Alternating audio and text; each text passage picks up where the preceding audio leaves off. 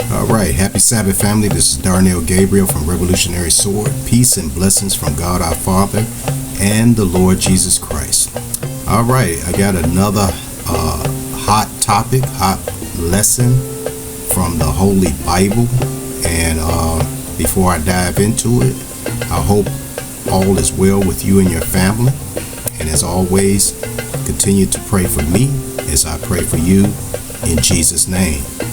Now, I just did a few video series about Adam being black and the Israelites being black, and now I'm going to dive into another subject matter concerning the Israelites being in slavery. So the title of my video is "You Negroes Love Egyptian Slavery." Let me say that again. You Negroes love Egyptian slavery. And the reason why I'm saying that is because when we talk about, Israelite identity, Israelite customs, Israelite practices, and returning to God's commandments, especially to, I don't know about any of you all around the world, but I know about people here in America.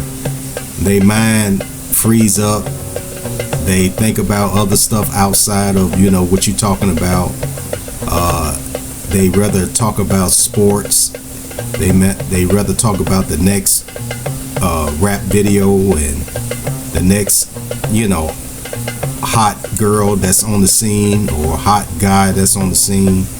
They rather talk about, these, pornea or pornographic movies.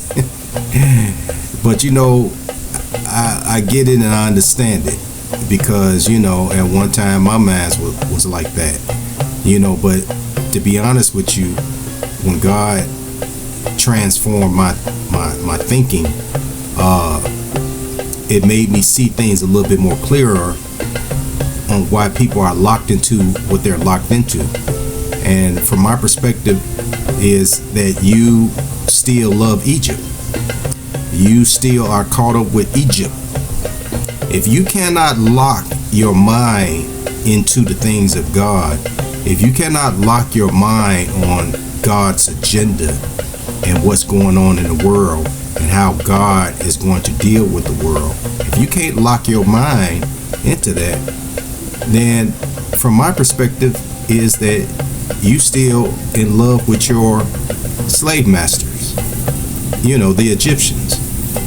Some people call it Stockholm Syndrome, and from my understanding of Stockholm Syndrome is that you become so dependent upon your Egyptian masters. When God said, I want to make you a sovereign group of people, then you can't handle the tests and trials that you have to go through to become like that, right?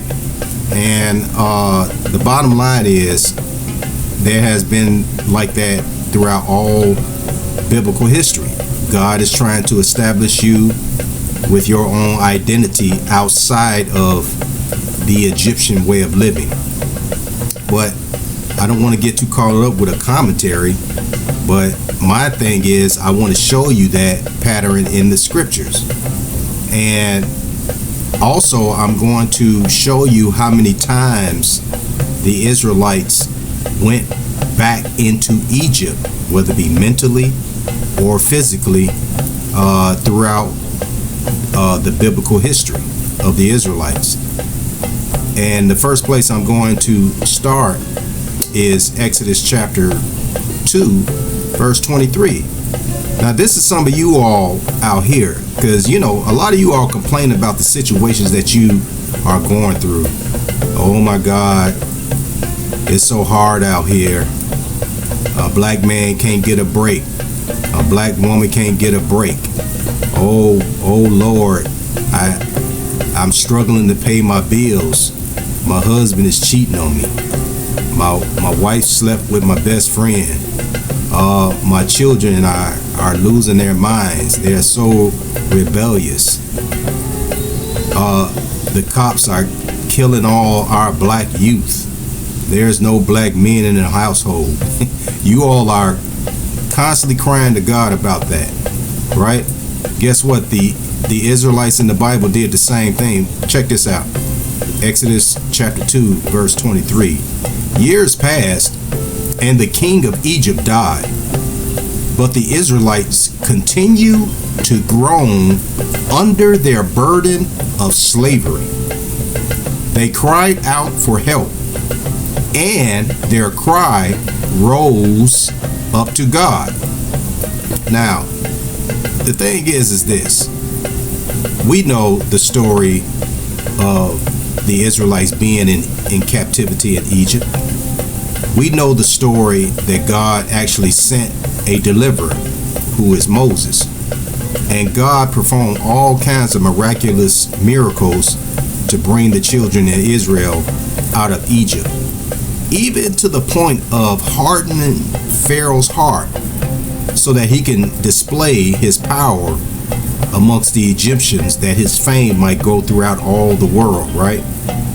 He even slayed the firstborn of Egypt to redeem the children of Israel out of Egypt. God did all this for the Israelites. But once he brought them out of Egypt and God took them into the wilderness, we understand that that was a test. God was testing them to see how loyal they're going to be to him. But when everything became a little difficult as they journeyed throughout the wilderness, then the real person came out of them, right? And what it turned out to be is that the children of Israel has been entrenched in Egypt for so long that they became in love with Egypt. They started to remember Egyptian way of living, even in the midst of slavery. It sounds so ridiculous, but it's true. And guess what? That's some of you all. Let me read to you something from Numbers chapter 11, verse 4. Listen to this. Then the foreign rabble who were traveling with the Israelites began to crave the good things of Egypt. And the people of Israel also began to complain. Oh, for some meat, they exclaimed. Now, some of you all here in the Americas, right? And from my perspective, I believe that we are descendants of the children of Israel. Now, in another video, I will bring that out, but it won't be in this one. But I believe that we are descendants of the children of Israel, according to my research. And some of you all are hearing, the awakening of the children of Israel across the Americas, right? Some of you all have them in your workplaces. Some of you all have them in your home. Some of you all have them just passing by on the street. You're hearing the word of the Lord going forth. Hey, you children of Israel, come up out of Egypt, right? But then you all are caught up in between two worlds. Yeah, you might believe what the servants of God is saying, but your mind is so caught up with hanging out with your friends, and your friends are still enjoying Egypt. Some of your friends are trying to travel along with you, and they're going through little bumps and bruises along the way, and maybe they come to find out, hey, this journey with God is not so fun, right? Oh, I remember when we sat down and watched sports and drank a couple of brewskis with the brethren. That was fun. Oh, I remember going to the clubs and hanging out and talking to the ladies, or the ladies talking to the men. Oh yeah, that was fun.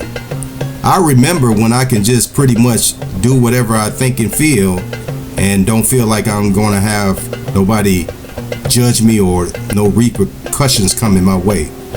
That was fun. Or I remember when I could eat pork. or I can eat this, or I can eat that, and God or nobody else is judging me, right?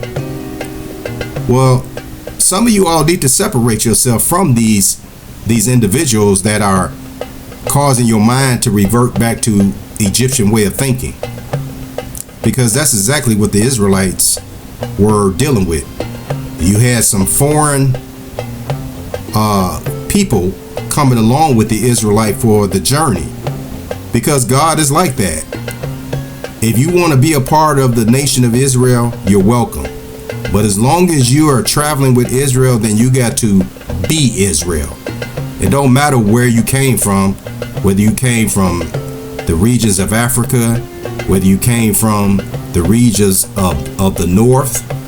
It don't matter where you came from. If you're going to travel with Israel, then you got to be Israel. So the foreigners is actually complaining, but then Israel started to complain along with them. Listen to this.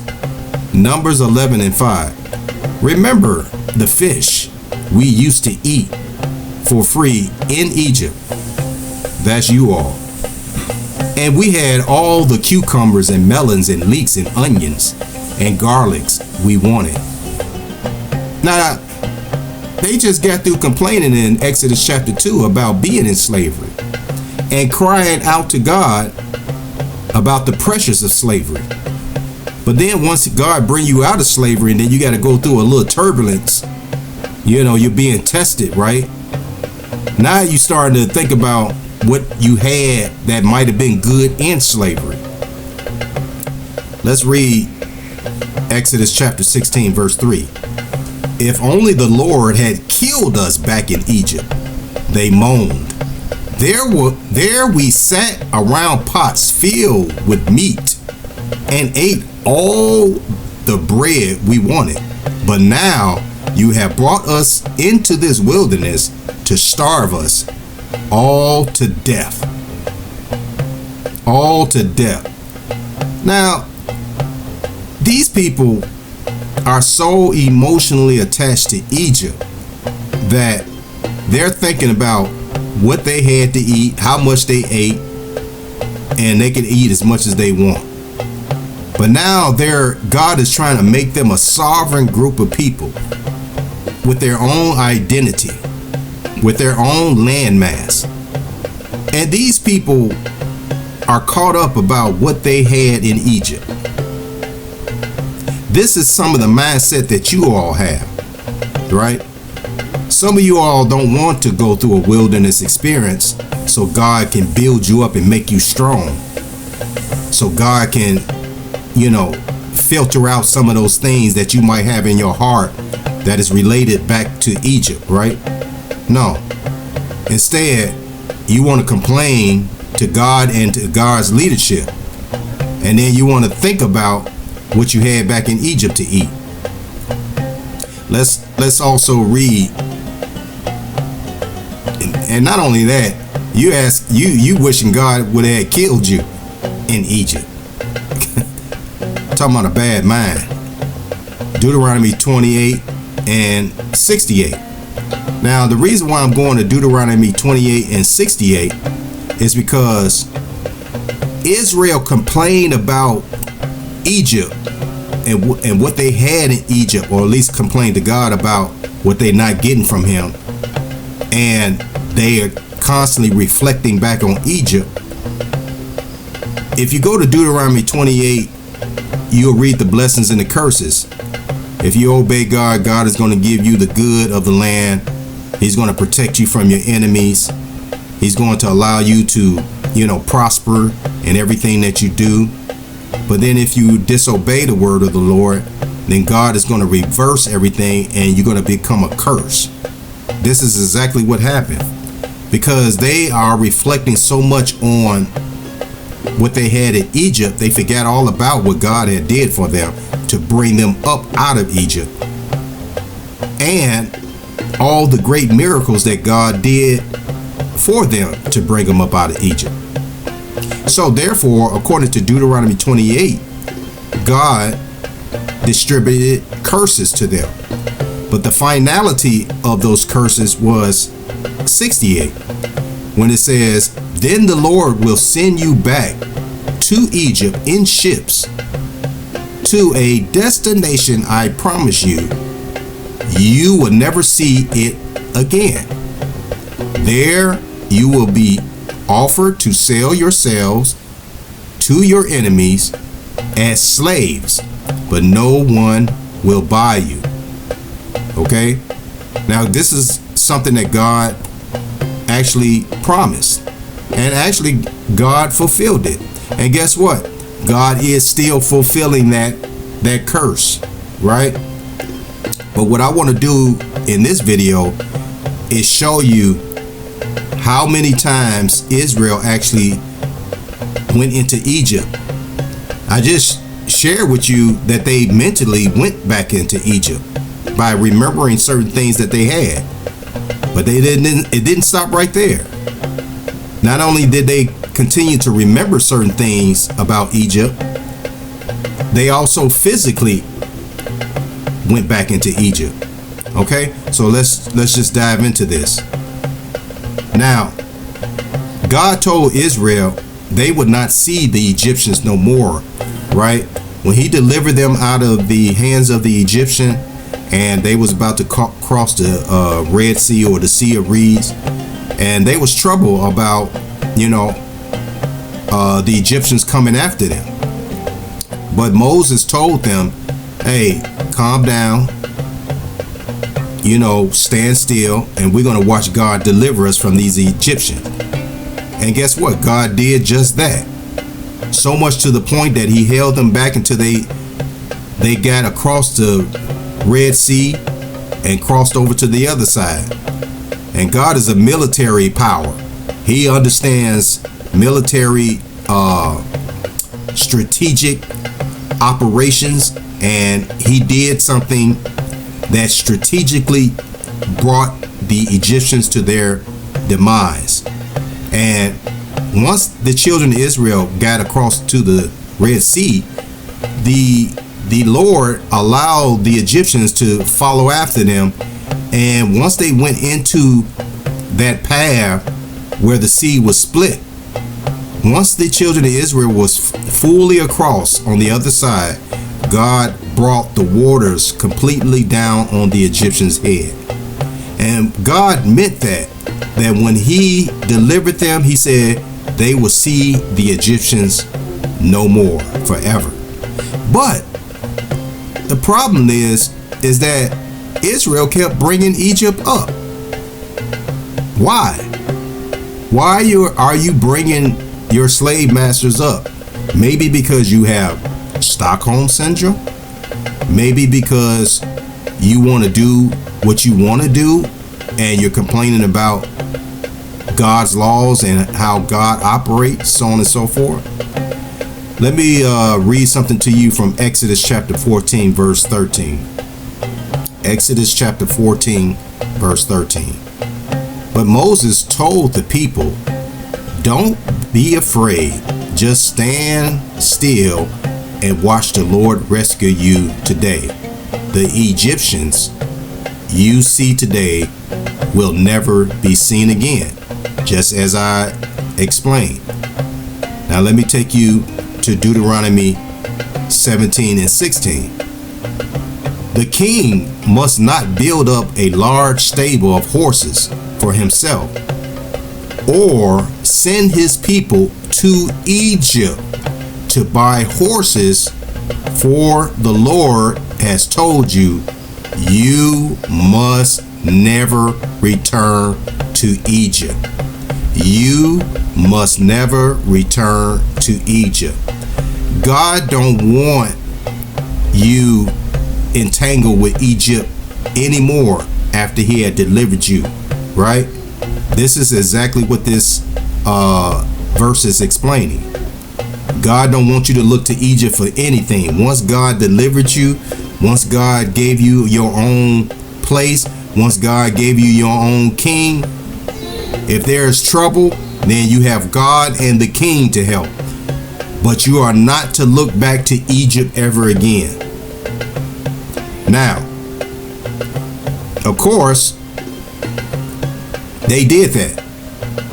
And of course, God had to issue out that curse that they will be put back in Egypt. Right? Let me read it again. Deuteronomy 28 and 68. Then the Lord will send you back to Egypt. This time it says in ships, right? To a destination I promise you will never see again. Now, God didn't break his promise. It was the Israelites. They broke their part of the covenant. Now, why did God make the prohibition? Why did God make the prohibition? Well, let me read to you Leviticus 18 and 3. So, do not act like the people in Egypt, where you used to live, or like the people of Canaan, where I am taking you. You must not imitate their way of life. Now, let me explain something to you. I believe that we are the descendants of the children of Israel, and we are living here in North America. And of course, a lot of us are waking up to this truth, right? But the bottom line is, once you have been awakened to this truth, some of you all are going to struggle by remember certain things that you used to do when you wasn't in this truth. And that's going to be a problem if you can't let it go. That's going to be a problem because that's a way of life that God has delivered you out of, and he's trying to give you a new way of living, right? A way of living that is approved of him. But some of you all got Stockholm syndrome. Some of you all live under peer pressure. Some of you all want to continue to, go back and forth between living for God and living for Egypt or Canaan, or be like a Greek. Because every captivity that Israel went into, they became like those people. But God is clearly saying in Leviticus 18 and 3, no, I don't want you to be like the Egyptian. I don't want you to be like the Canaanites. I don't want you to be like the Greeks or the Romans. I want you to be like me. And Leviticus 18 and 4 says, you must obey all my regulations and be careful to obey my decrees. I am the Lord your God. Because once you declare God to be your God, then you have to let go of all that Egyptian stuff, Canaanite stuff. You have to let go Greek stuff. Some people say, so you saying we can't watch sports no more? No, I can't say that. I'm not saying that. What I'm saying is that if sports consume your mind more than God, right, then that means that God is at the back burner and sports is at the head of your life. If you cannot let go of hanging out with the fellas more than hanging out with God, then I mean that hanging out with the fellas is at the forefront, then you hanging out with God. Okay? Now the bottom line is this. You have to determine for yourself, is that something that you need to do? Do you need to let sports go? Now, physical activity in itself is not a sin. If I glance up at the TV and see a basketball game, am I in error? Or if I sit back and watch a game, am I in error? I'm not going to say that you're in error.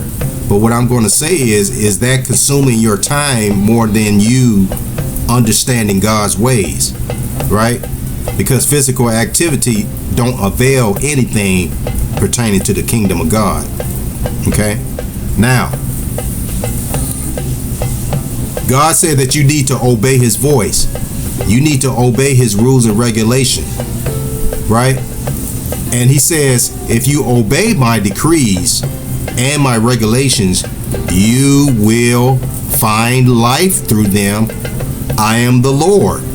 Leviticus 18:5. So, if you come to immerse yourself in God's way of living, then God said you're going to find life in that, right? And he said, I am the Lord your God.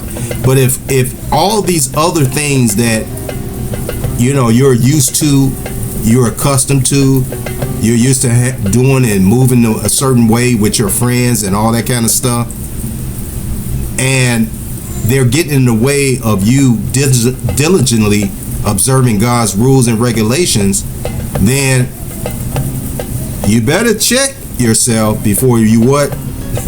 Wreck yourself. No, you need to turn and think about what I'm saying. You need to listen to what God is saying, because he says if you obey my decrees and my regulations, you're going to find life. But if you don't, then guess what's ahead? Nothing else but death, right?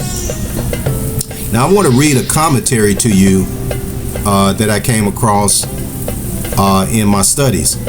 It says, it was the command of God that they should no more return thither, but be totally detached from them. Let me read that again. It was the command of God that they should no more return thither, but be totally detached from them. Listen, there was certain things that I grew up under that, I enjoyed, right? I enjoyed playing sports. I played park district football, high school football. I did all that. There were certain foods that I loved to eat. I used to, indulge in eating chitterlings and bacon and pork chops and, things like that, crab, shrimp, lobster. But once I came to understand what this truth is all about, then I had to I didn't have to prove anything to anybody else except for me and God. And when I made up my mind for me and my household to detach ourselves from that, guess what? That's what we did. We totally detached ourselves from that way of living, that way of thinking. And of course, your flesh might crave it when you first separate yourself, but you are dependent on God to strengthen you to continue your journey with him in peace, so that you won't revert back to that stuff. Do you understand what I'm saying? So God commands that we totally detach ourselves from those way of lifestyles, or those way of living, right? Living there would have bad influence on us. So if you keep going back and forth between God and, certain things that you used to do while you was in, Egypt, then you're going to have a unbalanced lifestyle with God. I believe it says in Revelation, God rather for you to be hot or cold. But if you be lukewarm, then he's going to spit you out of your mouth. Okay? Returning to Egypt would offend God, who saved us from slavery there and took us out of there. So if you keep going back to Egypt, that is an offense to God. In certain terms, it might be called treason, right? Because how you going to go back to something that God saved you from or delivered you from, which was slavery to you from God's perspective? Now, if you love that God, love Egypt that much, and you want to stay there, good riddance, and God will have more respect for that than you to go back and forth with him. Okay? Now, I'm going to read something to you pertaining to returning and being separated. Returning and being separated, right? Because you got some people that will return to Egypt, and you got some that actually will separate themselves from Egypt. I want to read something to you from Proverbs 26:11, and it's about people that return back to Egypt, and this is the way God looks at them. As a dog returned to his what? vomit. Read that again, Brother Darnell Gabriel from Revolutionary Sword. As a dog returned to his vomit, so a fool repeats his foolishness. Because that's the way God sees it. If you desire to go back into Egypt, if you desire to go back into the land, to the Canaanites, and act like them, or even act like Grecian people or Roman people, then God said, you are a dog that is returning to its vomit. And fools repeat his foolishness. So everything that you do that God delivered you from, and you go back to it, then God look at you as a fool because you like foolishness. Somebody say amen to that. Listen to Matthew chapter 12, verse 45. Then the spirit finds 7 other spirits even more evil than itself, and they all enter the person and live there. And so that person is worse off than before. That will be the experience of this evil generation. Because you know why? That's a smack in God's face. You spit in God's face. You think you're going to get away with that? Going back and forth with God? You wouldn't even let somebody do that to you. All right, this my man, but your man is sleeping over here with somebody else. But then once you find out he come back to you, now you want to kill him. Well, how you think God feel? Or this is my woman, and you think she's only with you, but she's hanging out with multiple men. And then when you find out, you want to kill her. Well, how you think God feel about that? Because you know why? Your woman and your man is not committed, and they love Egypt. Period. And that's the same thing what God is saying to you. If you keep going back and forth between God and Egypt, eventually God gonna do what he did according to Deuteronomy chapter 28 verse 68. And a lot of them died because of that, right? But a lot of them also got put into chains, and their first estate that they was in, it became worse because you know the truth. That's the problem. That's what Jesus is saying. Let me read that again. Then the spirit finds 7 other spirits. You collect 7 more devils worse than what you already had, more evil than itself, and they all enter to that person. So now you got multiple devils enter into you. You had one man, now you got several men. You had one woman, now you sleeping with multiple women. Do you see how crazy that is? Your first estate, okay, you was in bondage and God delivered you. But now you're going back to that bondage, and God said, oh yeah, well, watch this. 7 more worse than what you're going to be, 7 times worse than what you was already before I delivered you. 2 Corinthians chapter 6 verse 17. Therefore, come out from among unbelievers and separate yourselves from them, saith the Lord. Do not touch the filthy things, and I will welcome you.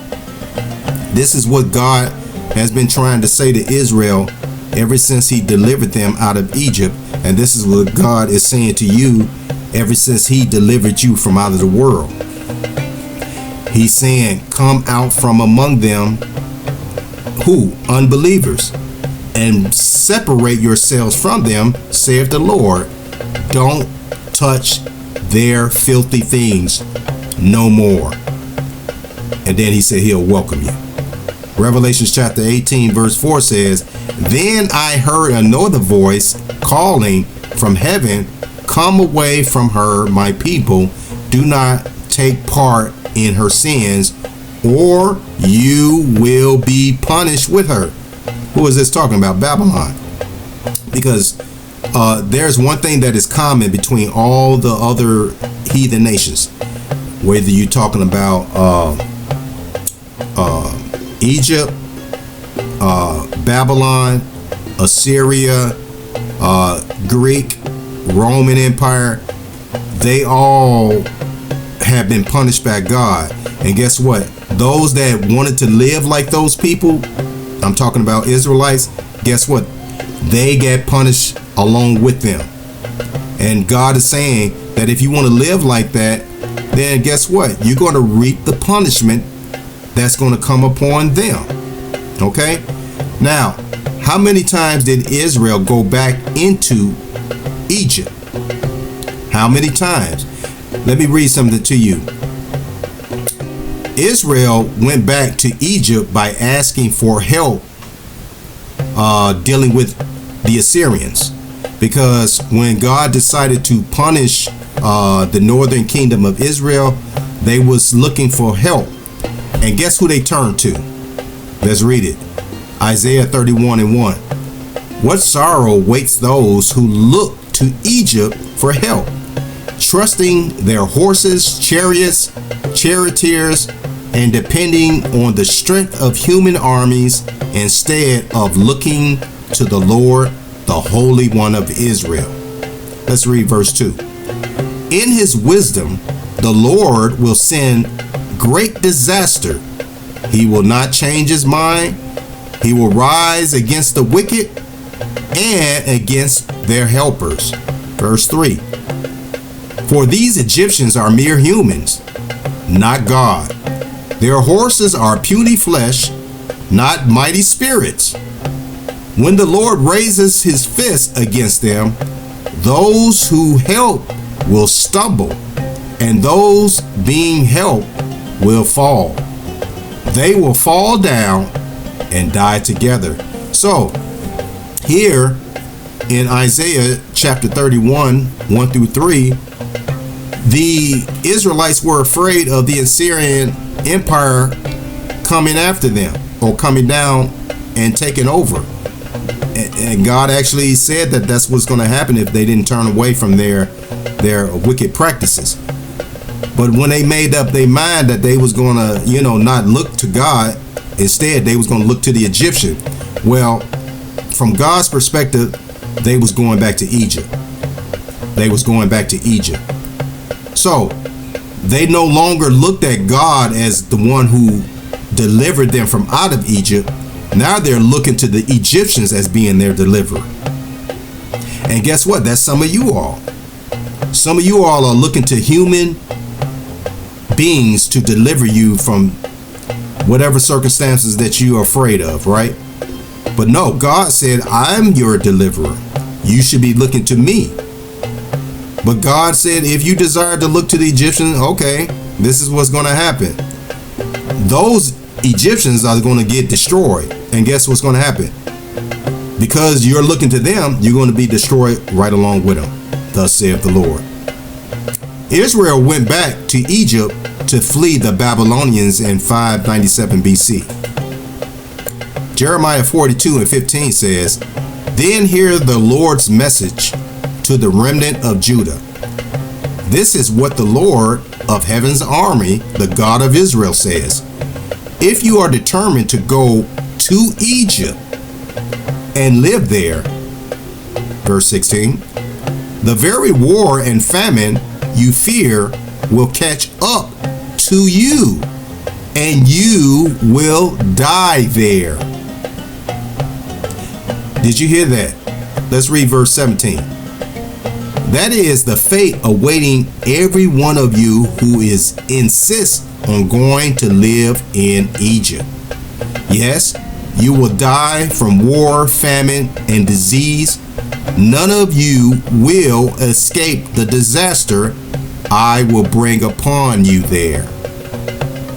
Now, you can clearly see that Deuteronomy 28:68 is actually coming into play, right? Because Deuteronomy 28:68, they wasn't even in their own land yet. These events took place sometime way after them coming up out of Egypt, right? So they did exactly what God expected them to do, and the curses went right into effect immediately. Let's look at 2 Kings 25 and 26. Then all the people of Judah, from the least to the greatest, as well as the army commanders, fled in panic to Egypt, for they were afraid of what the Babylonians would do to them. Now here, they didn't see God do miraculous deliverance many times. But just because another nation decides to want to try to punk you, you're going to run to the Egyptians when you know God is capable of dealing with other nations? Okay. Jeremiah 43 and 5 says, Jonan and the other leaders took with them all the people who had returned from nearby countries to which they had fled. Verse 6 says, In the crowd were men, women, and children, the king's daughters, and all those whom Nebuzaradan, the captain of the guard, had left. Galdelah, the prophet Jeremiah, and Baruch were also included. So these are the people that left the land of Israel to go into Egypt, and they actually took Jeremiah and Baruch along with them. So they were so afraid of the Babylonians because God was using Jeremiah to prophesy to them, hey, y'all need to turn away from, all this wickedness. Otherwise, God is going to bring the Babylonians down on y'all. Well, instead of repenting and turning away, they decide to run to Egypt. That goes back to Proverbs. A dog returns to a vomit, right? A fool returns to his foolishness. And that's exactly what they were doing. Jeremiah 43 and 7 says, the people refused to obey the voice of the Lord and went to Egypt, going as far as the city of Tahpanhes. Now, God said, if you obey my voice, hearken unto my rules and regulations, then you'll find life. Well, guess what's going to happen? God already said it. They're going to find death. Egypt is not going to be able to protect them from what God is going to send their way. Israel went back into Egypt in 70 AD. Now, I don't know if you all are familiar with that, but yes, when the Roman Empire sacked Jerusalem in 70 AD, this time it was Rome that actually sent them to Egypt. It wasn't the Israelites running to Egypt. No, Rome actually sent them to Egypt. Listen to this. This is in the book of Josephus, chapter 9. You can read starting at, I believe, 4:14. Chapter 9, 4:14. It says, and now since his soldiers were already quite tired with killing men, and yet there appeared to be a vast multitude still remaining alive, Caesar gave orders that they should kill none but those that were in arms and oppose them, but should take the rest alive. 4:15. But together with those whom they have had orders to slay, they slew the aged and the infirm.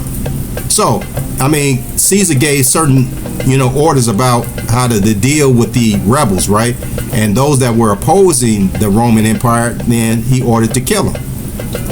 Now, it goes on to say, but for those that were in flourishing age, meaning young, and who might be useful to them, they drove them together into the temple and shut them up within the walls of the court of the women. 4:16. Over which Caesar set one of his freedmen, as also Fronto, one of his own friends, which last was to determine everyone's fate according to his merits. 4:17. So this Fronto slew all those that had been seditious and robbers, who were impeached by another. But of the young men he chose out the tallest and most beautiful, and reserved them for the triumph. 4:18.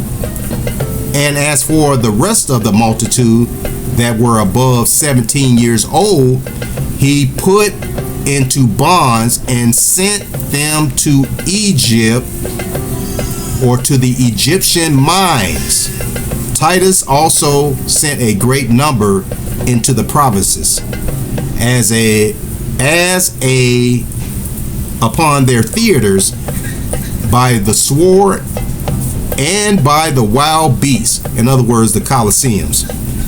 Okay, but those that were under 17 years of age were sold for slaves. Isn't that what Deuteronomy 28:68 says?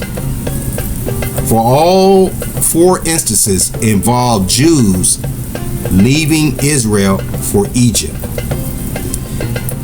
You have them constantly reflecting upon Egypt. You have them running to Egypt for help because of the Syrians. You have them running to Egypt because of the Babylonians. And because they still had wickedness in their heart and they wouldn't repent, the Roman Empire destroyed their temple and then put them to death. A lot of the rebels and those that were young, they put them into slavery. Matter of fact, they put them into the mines in Egypt to work as slaves. Now, what I'm going to do on the next Sabbath is I'm going to bring out something that I'm not sure if you all agree with me or not, but I believe that the American Negroes are Israelites.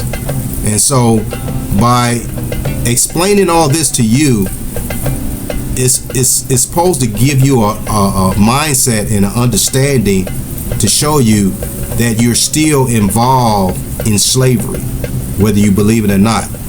Just because nobody has shackles around your neck and commanding you to pick that cotton, you think that you're okay.